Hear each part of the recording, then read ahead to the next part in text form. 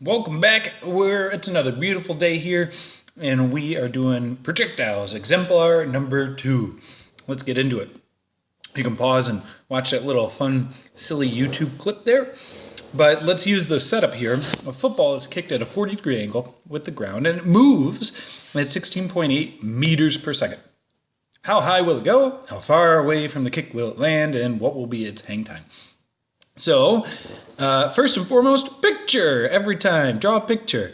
You'd be surprised how many people get confused on problems like this, and it's merely because they were trying to save 2 seconds by not drawing a picture. Draw a picture. It's fun, it's easy, and it's really, really helpful, especially for the harder ones here.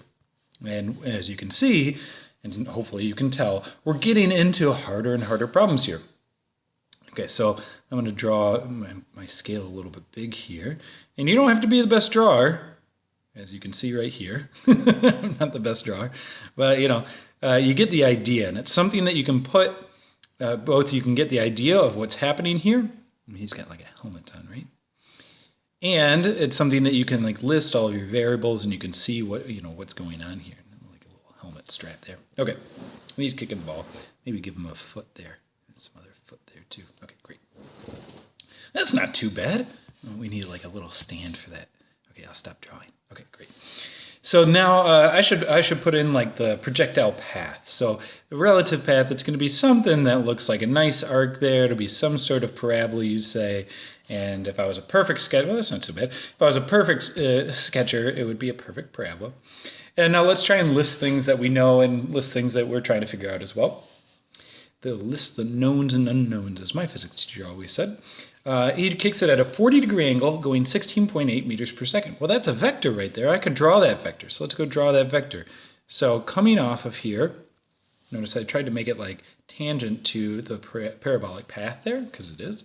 That's the original velocity, and that was 16.8 meters per second. Or another way to read that is that's the velocity when time is 0. Great. Now, it's at a 40-degree angle there, so 40-degree angle with the ground there would make more sense. Well, it actually does say with the ground there, good. And so we put the 40 degrees in there, and now you're thinking to yourself, wait, that's how fast it's going up and up and to the right.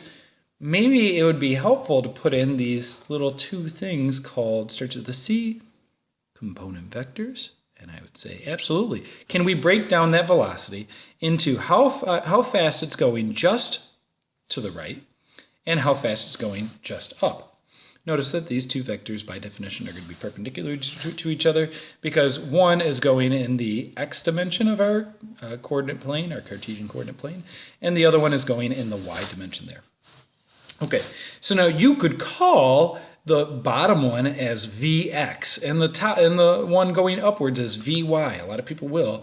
However, there's an easier way than that, you'd say, and here it is. You go, use sine, cosine, and tangent. And the one that's down here is we're going to be using cosine of 40 degrees. And I remember from doing everything in the vector bits there that if I take the hypotenuse, 16.8, and I multiply it by the cosine of 40 degrees, that saves me a whole step. And now I'm going to label that entire side as 16.8 cosine of 40.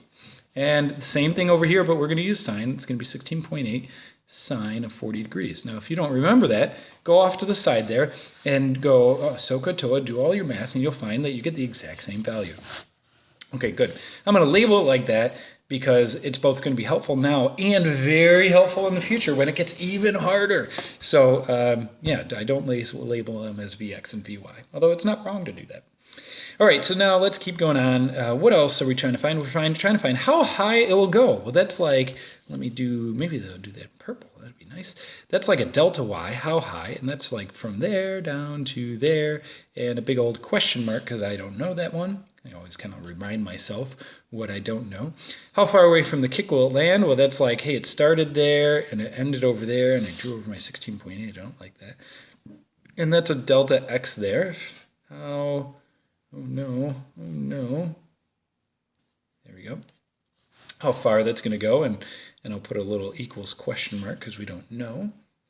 And what will be the hang time? Well, that sounds like how long you'd be in the air. That sounds like a time of you being in flight, you might say. Okay. Again, the projectile, every projectile problem is the instant after something interacts with it. So right after he kicks it, the instant he's done kicking it, and then it'll be, oh, it's flying, flying, flying, flying, and then the instant before it touches the ground. Okay, that's the only time it's a projectile. That's when we're calculating all this stuff, including that time there. And so then, okay, so now I think about, well, what's interacting with the football while it's in flight there? And you'd say, well, if there's only like gravity pulling it down, and I would agree, yeah, only gravity's pulling it down. We can label that as a force, and we're going to get into that more specifically next unit there. But it is a force, it's pulling it down, and we label it sub g for gravity. And we know that when I have gravity pulling something down and nothing supporting it and such, as we saw in the last unit, that acceleration is going to be 9.8 meters per second squared, and it's pointing down there, so I make that negative because it's negative. Okay, great. Now, let's go see if we can calculate any of this stuff. Well, remember that the x dimension is the motion there is separate and independent from the motion in the y dimension. So I'm going to make two nice columns here of both the x and y dimension calculations. And I'm going to make sure that I don't mix and match them, because you might want to, especially at the beginning here. And don't do it, because it doesn't work. It doesn't make sense. You know, how much gravity is pulling it down and how it's affecting that downward doesn't affect how much it's going left and right, or how it's moving left and right. Okay, so let's see what we can figure out. So I'm just going to start writing down, I don't know, equations that I remember that may be useful, and maybe they won't be, I don't know. But I got a delta x here, and I don't know what that is. And I remember that this delta x equation of 1/2 at squared plus v naught t, that seems to be very useful. We've used it many times. And I ask myself, does it apply in this case? Well, it applies any time the acceleration is constant. And I see here that the acceleration from gravity is constant, and I don't have any other accelerations going on here, so then I guess acceleration is constant. And true, in this course, you only see acceleration is constant. So I should ask myself, well, what is the acceleration here? Is it 9.8? Careful. Notice, we're in the x dimension here. So this is the acceleration in the x dimension, meaning left and right. How much is it accelerating left and right? And you go, well, the only thing we have pulling it is gravity when it's a projectile. And so the only acceleration I have is from gravity, which goes straight down. So if I don't have anything pushing it to the right or pushing it to the left after they're done kicking it, right, when it's a projectile, then this acceleration, again, in the x dimension there, I could write as a redundancy statement, is going to be 0. Cool. Huh, interesting. What about the original velocity? What's that? 16.8, you say, yeah? Careful. It's the original velocity, but only in the x dimension there.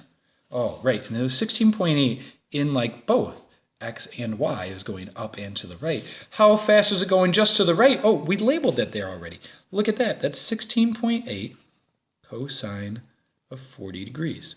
Now, the reason one of the reasons we write it like that is, number one, I didn't have to grab a calculator to even do that. Number two is that's an exact value. I don't have to put an approximate value down in there. All right, so now let's plug things in and see if we can figure anything out here. So let me rewrite that. So we got delta x is equal to, well, half times 0 times t squared. That's just 0. And then the next bit here, I have my 16.8. So we'll 16.8 times the cosine of 40 degrees, and I need to multiply that by the t for time. I'll put that in purple there. T for time. And I go, hey, well, what is the time? Well, the time was that hang time, and we don't know that hang time. We're trying to figure that out. Oh, no. So it looks like right now I can't solve this delta x equation. But have no fear. Maybe we can figure out the time or some more stuff in another dimension. I haven't done anything in the y dimension. Let's go over to the y dimension and work there and see what's going on there. I'll keep it going in purple. Well, what are we trying to figure out in the y dimension? Well, we're trying to figure out a bunch of stuff. One is the delta y here. And now check this. Well, I'll do it a bunch of ways. Here, I'll do it this way, because you don't know how to solve these, so I'll do it like you might do it.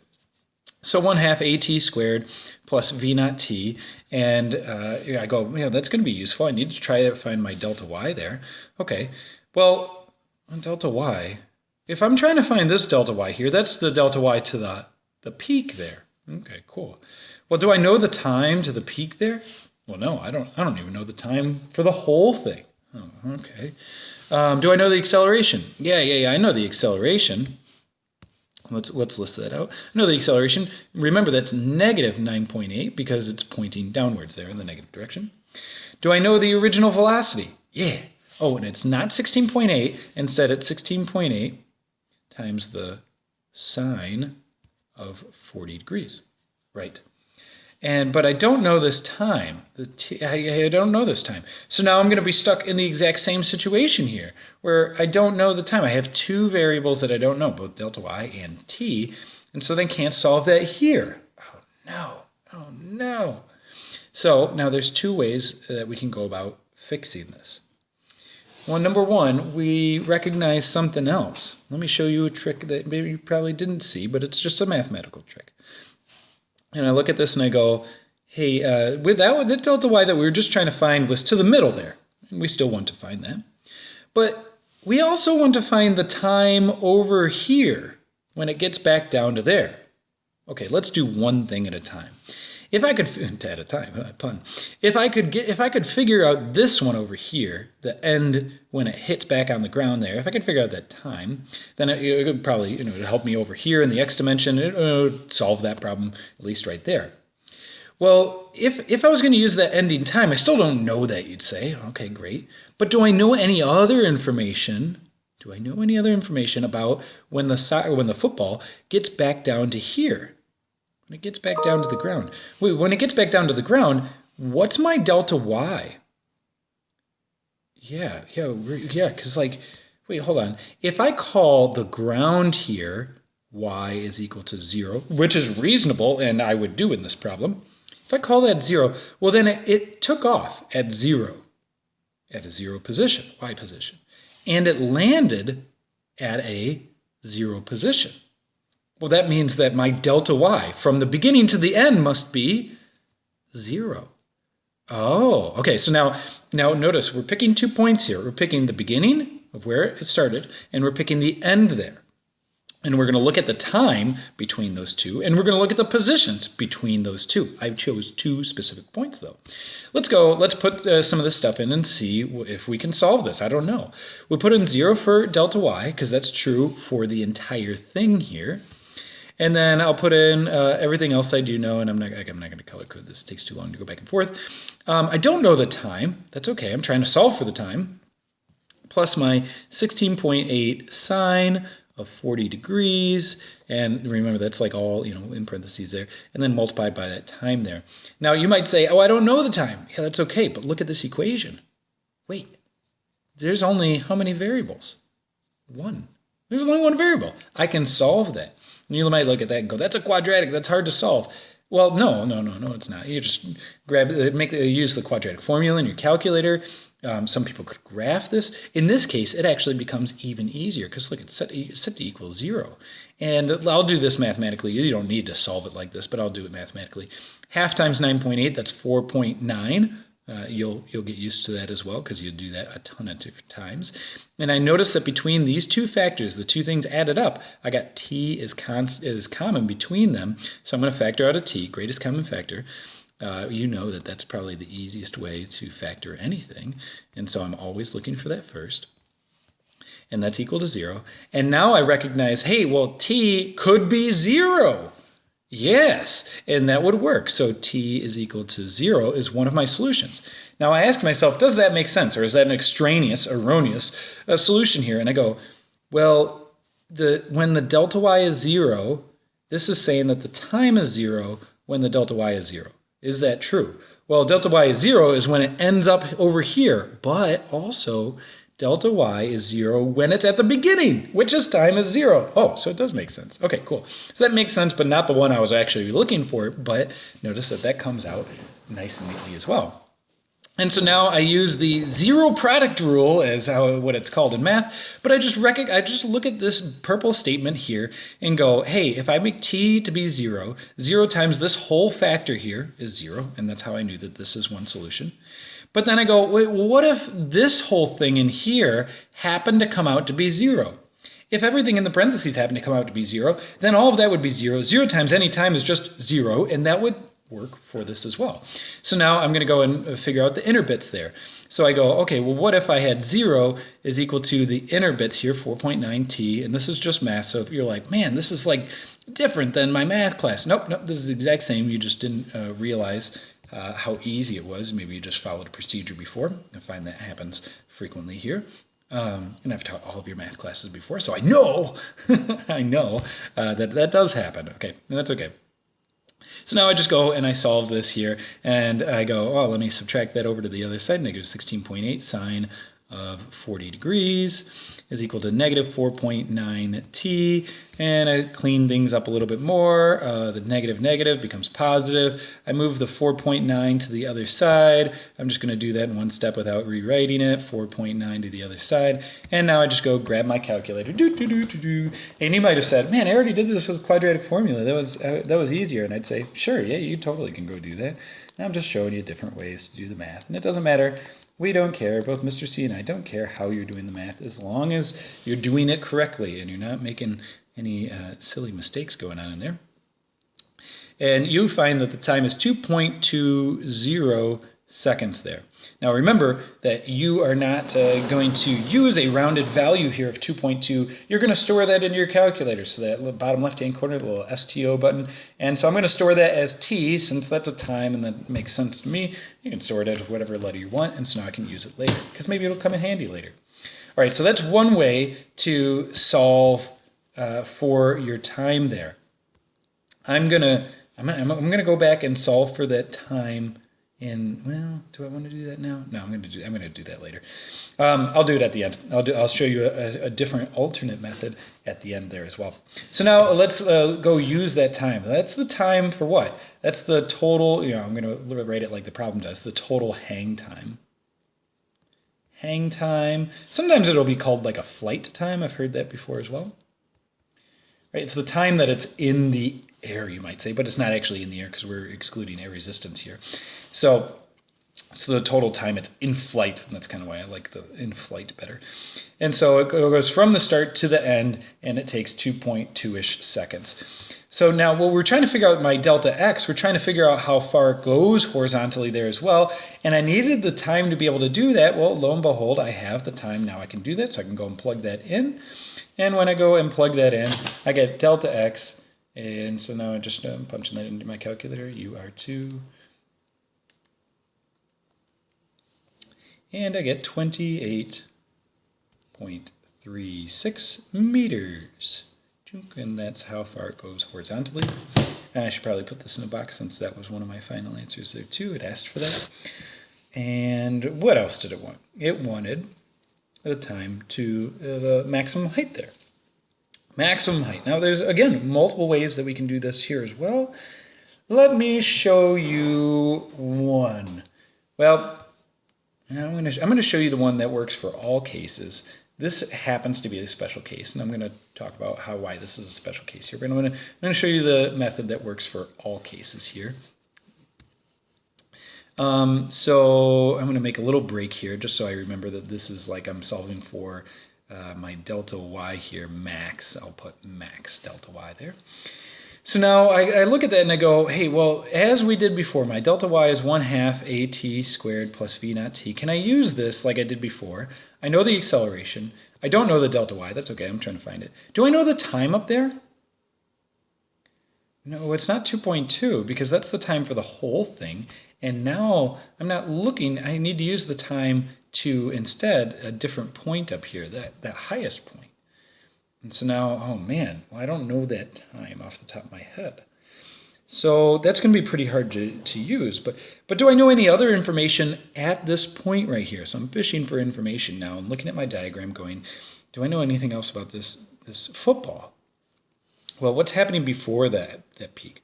Before that peak, the football's going up, up, up, up, up, up, up, up, up. But like, what's happening to how fast it's going up? Right, it's slowing down.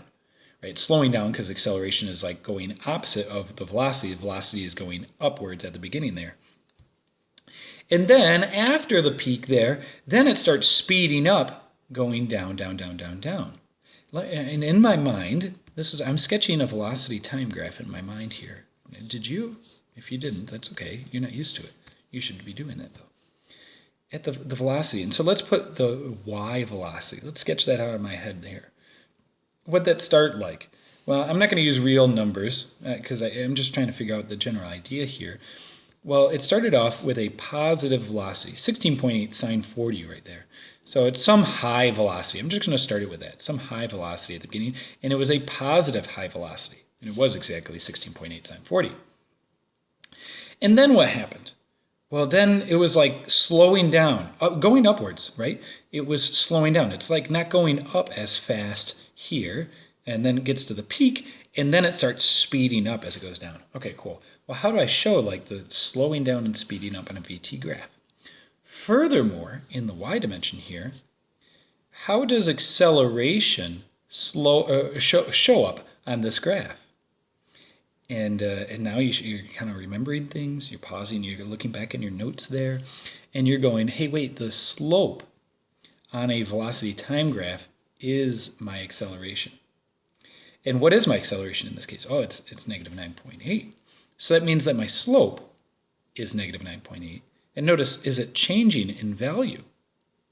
Well, oh, gravity's pulling on it, and apparently we've been told, and we will determine that this is actually true later in the course.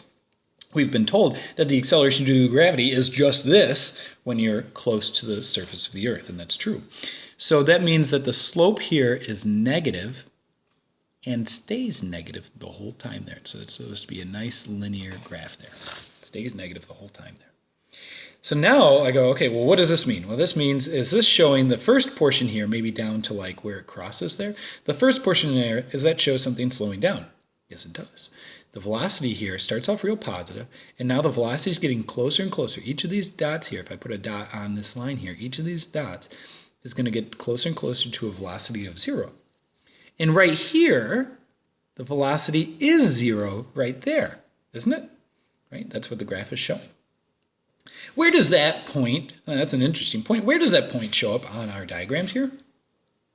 Because, and if you're not sure, let's go, what happens after this point? Well, after this point, now the velocity is negative, right? You're down here in the negative values, negative values down there. And the velocity becomes more and more negative. It's getting bigger and bigger, but just in the negative direction. Remember, don't get confused mathematically about all that stuff. It's just getting larger and larger. The value of velocity is getting larger and larger. It just happens to be negative. And we remember that the negative bit just means direction. Just means it's going downwards. Okay, so it's getting faster after it crosses the t-axis. It's getting faster, but just going downwards. And so beforehand, it gets slower, and afterwards, after this dot, wherever this dot is on the diagram, afterwards it gets faster in the vertical direction. So now, where is that dot? Where does it cross the t-axis there? Where does that correspond to on our physical picture here? Hopefully you're recognizing why a picture is so useful now.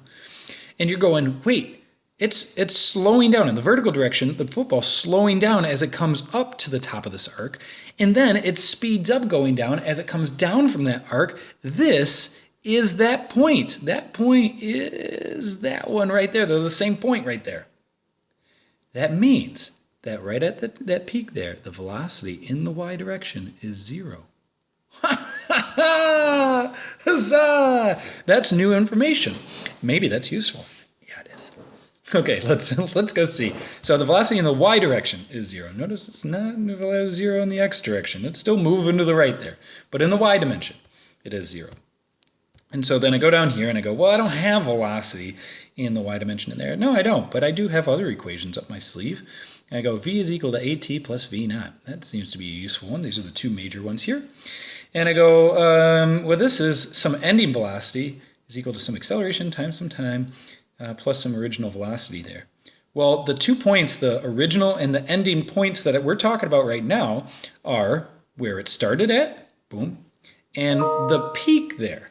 Okay, cool. So let's use those 2 points. Do I know the velocity at the peak? Remember, we're in the y dimension, y column here, so this is Vy if you want to be explicit. Yeah, I do. We just figured out that that's 0 meters per second. Cool. Do I know the acceleration? Again, in the y dimension here. Yeah, that's negative 9.8. And do I know the original velocity? Again, in the y dimension, because we're still under the y dimension column here, so everything is in the y dimension. Do I know that at the beginning? Yeah, that was 16.8, and remember that's just the sine of 40 times the sine of 40 degrees. And so now the only thing I don't know is the time, and that's the time to that peak there. And since all of these, everything in this line represents to the peak there, a lot of times people will do this as like T peak, TP for T peak. So we just make up subscripts to like help us, differentiate between one time and another time. And so now you go, hey, I can solve this for the time. So I'm going to algebraically rearrange all this and then solve for the time. So I'm going to move my V naught to the other side. I'll subtract it to the other side. So I have Vy minus V naught, and I'll put the V naught Y there as well, just to be redundant, but we're new at this. And then I'm going to divide by my acceleration, and then I'll have the time all by itself there. And so now let's just go put in some numbers here. The ending velocity we said was 0. Remember, ending at the peak there. That's the ending of this part of the problem.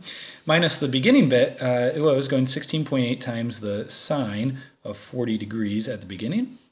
And then divided by my acceleration. Remember, the acceleration is negative because it's pointing down. Now notice that I have two negatives there, so I can clean this up. And so that's going to be positive, and I go grab my calculator, and I just put that stuff in, 16.8 sine of 40 degrees. You're doing that as well, divided by 9.8.